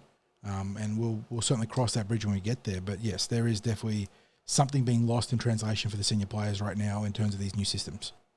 Yeah, and John, just on that point, in watching the New South Wales Cup, I was seeing evidence through that game of getting those players in motion through the ruck. Yeah, those swings to the right edge and the support lines in the ruck were far more evident in Cup than they were in NRL. And it's no surprise they got the win because of it. Yeah, absolutely. A couple of questions from Kicks with looking at Joash first being potentially our long-term number 6, and that's certainly going to be a conversation piece, I think, moving forwards. Although the fact that the club have kept him at number 1 right now probably points towards a willingness to just let him develop in that role initially. But Dylan Brown is moving on, mate, and we've got a number of internal candidates, and we can go all the way down to the SG Ball, but you got Joash, you obviously got Dean Hawkins and Ronnie Volkman, you've got Josh Lynn playing this week, you've got Arpa Twiddle and Matty Hunter, who's also doing really well in the Flegg, and below that, Lorenzo Talatona and Lincoln Fletcher, who we both have big raps on. But I think Joash's hat is going to be in that ring. Yeah, it's interesting because none of the players that are coming through can be expected to be Dylan Brown's, just as we didn't expect Dylan Brown to be Mitch Moses. Dylan Brown was making his first grade debut at 18 years of age. He was making waves at a very young age, and the players that are coming through, it'll be a slower cook, won't it? Like they're not going to be pushed at the young age that Dylan was. Now, whether that ends up being a better outcome by the time the players are like 27, 28, like Mitch Moses, compared to Dylan, who's struggling right now. And, you know, it's probably more than likely, as I said, that it's headspace rather than anything else. But, you know, some players do take that slower path. Some players explode into first grade, like Lockie Galvin has exploded into first grade at a young age. So whether the Eels pursue him, I think they will. But whether they are able to secure him remains to be seen. You said there was a second question there, John? Yeah, and this is one I can address. There was a question about Ryan Madison's contract status in 2026, and I believe he has activated his player option. So right now he is contracted to the Parramatta Eels, and who knows what that means in the future, given that the club's already shown that they're going to be aggressive in clearing out senior players if they feel like they can necessitate an improvement or a turnover at the role. And we'll revisit that in the future, because there's a number of senior players on the roster that, if they don't perform 60s, you could see the club getting pretty ruthless. Oh, yeah. And look, we only had to see what happened last year. Sevo was under contract, found a new home. RCG was under contract, found a new home. Clint Gutherson was under contract, found a new home. So, the fact that Maddo has activated his option for next year, I guess that means that he's guaranteed that money next year. But if the club was unhappy, they find a way, I guess. They find a way. And a couple of questions about Lockie Galvin, or a bit of discourse about Lockie Galvin, of course. Probably at least in the media, Parramatta's number 1 target right now to replace Dylan Brown. Ronnie asks if he reckons that he asks if Galvin will sit out to November 21. I assume that means from a contractual standpoint in terms of negotiations. I would be shocked if Galvin's management do not at least test the open market 60s, and that's not just from a Parramatta perspective. There'd be a few clubs lining up to have a bid at his services moving forwards. Absolutely. And one thing that we know about Isaac Moses as a player agent is that he will extract the best possible deal for his client. And supporters may not be happy with him. I haven't been happy with him in the past from a Parramatta supporter perspective. But his job isn't to make supporters happy. His job isn't to necessarily make clubs happy. His job is to look after his clients. And if he, we've just seen the Oars obtain the biggest contract in rugby league history. The one of the first true Alan Bond deals we've seen in a long time. Yeah. Yeah. So ultimately, their client is going to be the beneficiary of that. You think that if you rush ahead of time in a big deal like Galvin will have, that it would be a disservice to his client to not find out what else is out there.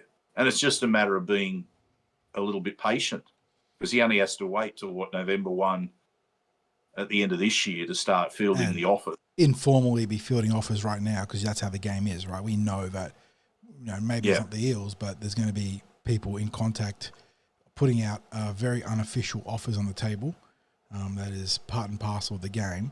But, well, they go down the path and say and ask for permission, like say, look, to the Tigers, look, we'd love to be able to get this sorted out a little bit earlier. Give you the last reply on it. Can we get an extension for Lockie sorted out, but based on seeing what the market has to say, testing that market to work out a contract extension with, do we have permission to negotiate? Mm-hmm. We've seen it before, haven't we? That in an attempt to assuage their client, that clubs will let them test the market and then come back ahead of that November cutoff. So he's going to have a red hot market. I know that it was floated out there that Isaac Moses has put his value at about $800,000 right now, maybe $800,000 for like the next 2 years. That whatever contract he's getting offered is going 7 digits very quickly, and I don't think the clubs will balk at that at all. There's another question for another half starting with an L, but it's not Lockie, it's Luke Metcalf, and someone's put it out there. I believe it's Kicks again, asking if the Warriors have locked down Metcalf. NRL.com have him off contract in the same window as Galvin, so end of 26. Bit of love there for him as a potential partner to Mitchell Moses in chat. Metcalf's been pretty good for the Warriors. He's been I don't know if you, how old is he? Would you call him a late bloomer? I think he's about 26, isn't he? Yeah, he is. Yeah, 26 he just turned 26. So yeah. So I wouldn't call him a late bloomer, but he's taken his time to find his feet in the NRL, and now he's starting to, realize his talents. I would say he's a possibility. I think the Warriors like him a lot though, so they'll probably have an offer on the table for him sooner rather than later. Do you see him as a viable option to partner Mitchell Moses, or would you go big with like the likes of Galvin, or would you go internally instead of that midfield option in Metcalf? I think the Eels shouldn't rush into what they decide to do. Hopefully the players that they have there that they would consider internally are locked in for a period where it means they don't have to rush a decision on them. But I honestly think there is the opportunity there to pursue Galvin. I think he's well worth pursuing. And, there is that connection to the club previously. And, look, I've heard enough that I think he will be a target of the club. And I think they'd consider an offer. But, like you said, as we've said, there's going to be no shortage of suitors. That's the thing. There's going to be no shortage of suitors. What the Eels have to be careful about is that if we sink too far this season, you drop so far down as a destination club that it starts to become difficult to recruit players. And that's one of the things, John, that concerns me about a year that when you start talking about rebuild, you cannot sacrifice, in my mind, you cannot sacrifice a year. And by sacrifice, I mean the sort of games that we've seen this season and finding them acceptable. It's totally unacceptable. It's unacceptable to the fans, but it's not also going to be conducive to recruiting players that the Eels need to recruit, because you know that if, as a club, you sit down towards the bottom of the table, it costs you more money to get the players that you want. And we mentioned the Tigers and more so the Bulldogs in terms of that rebuild timeline. And the reality is that they had to spend big on some of those free agents. Obviously, for the Tigers, it came in across multiple free agents. A lot of them didn't work out, but now it's in the sort of names like Coruscant and Luai as their like real marquee players. But for the Bulldogs, it was Burton, it was Kikau, it was Crichton, all of whom they had to lavishly spend money on to pry away from Penrith. But they were core pillars in their rebuilds. So, and the jury's out on whether the West Tigers are out of their rebuild 60s, whereas the Dogs have a full season of form behind them and are showing some great signs this year early on. So, the reality is Parramatta, whether it's Lockie Galvin, whether it's someone else in a different position, they're going to have to spend some money. They're legally, or the way the NRL set up, they're contractually obliged to have to spend their salary cap, and we've got a lot of money to spend right now. So it's going to have to be on someone, and Galvin's definitely a great target. A couple of questions before we wrap up 60s now. Josh is in chat, and it's not so much a question, it's just like an open thought, which I think is worth sharing. He sort of openly muses about Sam Rani being on the bench as a Nakore type player, an edge who can play centre or I guess wing too. I think that's definitely a projection for him in the season 60s. If he can't crack the starting back line at full strength, because you're going to have Josh Adokar and Bailey Simonson hopefully back in the fold this and next week, Sam Rani gives you some pretty great flexibility off the interchange. Yes, yeah. His debut was really, really good, John. Like, he didn't play like a rookie. Like, he really didn't. So, look, I think he's got edge in him. Yeah. He had to fit, like, he got hit a couple of times hard by the Tigers, who were clearly aiming up defensively at that point in the game.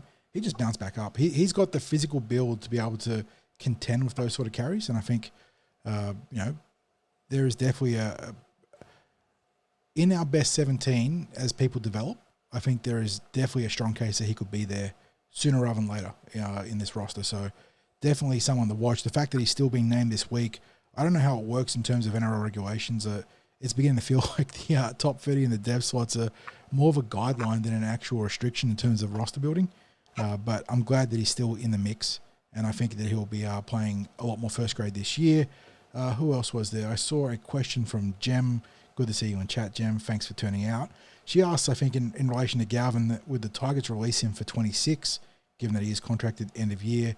And understandably, you can see from her follow-up there, she doesn't want to waste all of 26 as a bridging year while we wait for a player like Galvin that we signed to get free. We all know that contracts are very fluid these days, aren't they, 60s? And if Galvin signs for Parramatta, hypothetically, for 2027, that you'd know that there'd be a push from Parramatta and probably his management to agitate for a release. The Tigers would try and hold ground and squeeze a player out. There's a number of senior forwards that the Eels might be willing to part ways with. So that's definitely something to consider. Would you be expecting him for 26 if he was signed come November 1? I would think people would try to make it happen. And I think I made it clear earlier with my comments that I don't like wasting years. Yeah, exactly. Especially when you've got a half like Mitchell Moses. He's at the absolute zenith of his powers now. You want to see him. You're never rebuilding when you've got a player like Mitchell Moses at the helm. And obviously he's not playing right now, but you sort of look towards a retool rather than rebuild when someone like Mitch is there. So I agree. Ben Johnson mentions that Selwyn Cobbo would be nice. Very talented, somewhat mercurial, although I believe the Brisbane Broncos are close to ironing out a deal for Selwyn. So definitely a player to consider given we have a war chest. Culturally, consistency of production, 60s, is he a fit for what you think Jason Ryles wants? Look, perhaps. There's no doubt about the talent. I mean, we're talking about an exceptional talent. Yeah, physically. Does he have ambitions outside of the wing spot? That's the thing, because we've got a player who we recruited as a centre who was a star winger last year in Zach Lomax. No doubt that Cobbo's a star winger. I mean, does something like that add to the versatility of a back line? To have players who can cover multiple positions and potentially be stars in all of them, you wouldn't say no. If suddenly, someone like Selwyn became available, and not only became available, but showed an interest in playing for the club, you'd be crazy to say no. Yeah. But I don't see it happening. I'd see him staying at the Broncos. He's a Queensland bloke. I think he'll stay up in Queensland. The biggest way I'd see Parramatta being interested is that at least at surface value, it's a weak free agency class. There's not a lot of guns that you're going to be targeting. Doesn't mean you can't target elsewhere and look at contracted players, but Cobbo's probably one of the gems of the open free agents right now, so that would be in consideration. Last two questions, guys, as we wrap up, because we're running close to 2 hours, hour 46 right now. We want to keep you here all night. Kicks is a question which we sort of addressed, but also in the chat there's been some great answers from our fellow commenters, but he asked us asked us if we're worried about the talk about the Eels brushing Galvin as a junior affecting him wanting to come back. I think that is vastly overblown in the press 60s. Yep. Certainly at the time as a young kid, he would have been hungry to progress through the grades. Reality was he was sitting behind a couple of fellow guns, and he's progressed faster than them since, because that's just how football works sometimes. But I believe he was part of Ethan Sanders' group, was he, 60s? Yeah, look, John, my mail is that we don't even need to go back on this, because there is no ill feeling. There are no burnt bridges. It won't. Now Phil's want Parramatta to create a compelling sales package for the current iteration of the Eels more than anything else. So definitely it won't be a factor. That happened before. Yeah. My mail is it won't be a factor whatsoever. A last question from Avin, who wants our thoughts on Junior Bowler, who he feels has been a big disappointment this year. And I mean, we haven't singled him out in criticism this week, 60s in the podcast, but in broad strokes, we've been pretty hard on the senior players, and he certainly is one of those senior players. I think Junior, Joe, Jermaine, in particular, as the three starting middles, I've been very disappointed in. And Junior being the most senior player there, he certainly has to carry that bucket of water the furthest. He's obviously not given up and not like checked out, because we saw him strip down the kilos and he looks absolutely ripped right now. But I just want more direction from him, 60s. I don't want him looking to pass as his first instincts when the second phase ball comes to him. I want him to just rip in. Junior has a lot of room to improve. Maybe that comes from a change role. Maybe it comes to, like, he's been off the interchange before. Maybe it comes from that, because one of the great things about that, and it's a bit of a spoiler in talking about what Dean Witters spoke about, but it was a magnificent insight that he provided, and it's one of the reasons people should have a listen to the podcast when you get it up, John. Hopefully it cleans up a little bit, because there was a lot of noise there in Sterlo's, and a lot of we had a few little technical issues there with the recording. But one of the things that he was talking about was that role coming off the interchange, and about how he and players like PJ Marsh, Fui, really embraced what they could do in the context of the game. And I'm trying to think, who was the other player that he was talking David about? Solomona was one he gave. David Solomona, yeah. So he said, like, they would sit there and talk about what impact they're going to bring. We're going to change this game.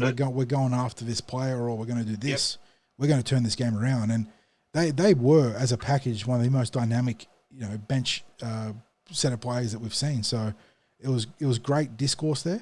And it goes back to the conversations that we've had about, everyone wants the prestige of being a starter, but geez, the bench is worth so much in the NRL. And that's no surprises.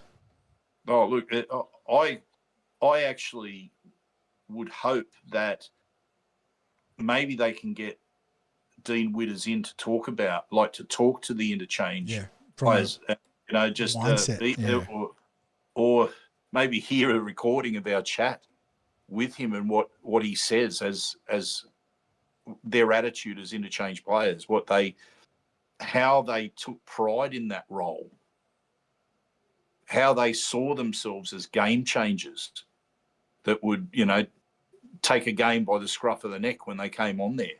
So Yeah. Anyway, yeah, great question, because I think they do have to look at the role the junior plays to get the best out of him, and maybe that is going to be as an impact player off the bench, because, like you said, it's almost like he's trying to play that role of someone who's just going to be less impact and more workhorse, or more like ball distributor, rather than like really carting that ball up, bending the line, getting away the passes that they don't, because sometimes he's going to run it.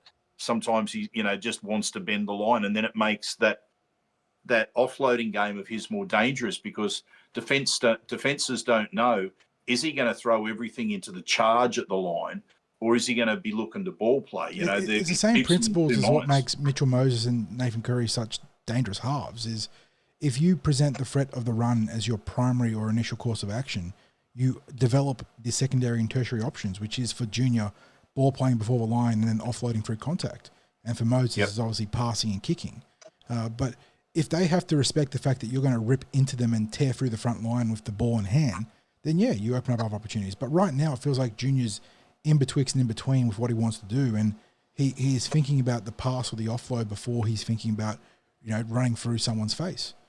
Marshall Lynch, NFL running back, has a much more poignant way of putting it that would require the senses. But he's not thinking about running through someone first, and he's not the only player in that regard. So, but he is the most senior player, and that's where I think a lot of the criticism has been leveled at him primarily, and that's not unfair. And I certainly hope that Junior can rediscover that spark, because the Eels are a better team when he is fired up.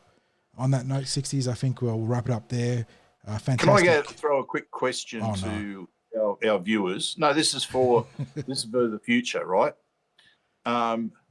Would they prefer us to maybe cut back a bit on the NRL news, have a viewer question segment on the news podcast? Would they like maybe a quick interactive podcast where it is take viewer questions, maybe do that once a fortnight or something like that, where the entire podcast is interactive? Lob on, viewer questions, back and forth, 20 minutes, half an hour. So we'll throw that out there. Get back to us on your thoughts on that, about because we really enjoy being able to interact with our listeners, our viewers, and we'd like to be able to cater for what you'd like to see. So let us know about that. As you say, John, we'll wrap things up. Just a couple of shout outs to people that came and said g'day. I think we had Josh from Queensland at the club at Paraleagues on Sunday came in to say g'day. We had Max and Sue from Maitland, also regular listeners that popped their head in to say g'day. We met Barry Hunter. I'm going to pop a photo up that Barry had of a ring, a premiership ring that he had made that he was wearing. That's I'll get that up onto the socials. But if you're listening, Barry, great to meet you. So just a reminder, we'll be back at Paraleagues, the home of the Eels, this Sunday, 1:45 p.m. Where I'm going to work on a surprise guest if we can, John. So, but it is the day of the Eels player reunion. So it might be a little bit hard to get certain players, but we'll see what we can do on the day. But we'll see you in there in Sturlos from 1:45 p.m. If it's another warm day, it'll be a good day to get in there and have a couple of beverages and come over and say g'day and have a bit of a chat with us before and after the podcast. We'll be there beforehand, and we'll be there for a little while after the podcast finishes. So, come over and say g'day. So thanks to Paraleagues for their support of the podcast and for our coverage of Junior Rugby League. Thanks to Star Partners Real Estate, Auburn, Narellan and Parramatta. Thank you to all of our viewers for tuning in. And John, thank you for another fine podcast. And as I always say, go you mighty Eels.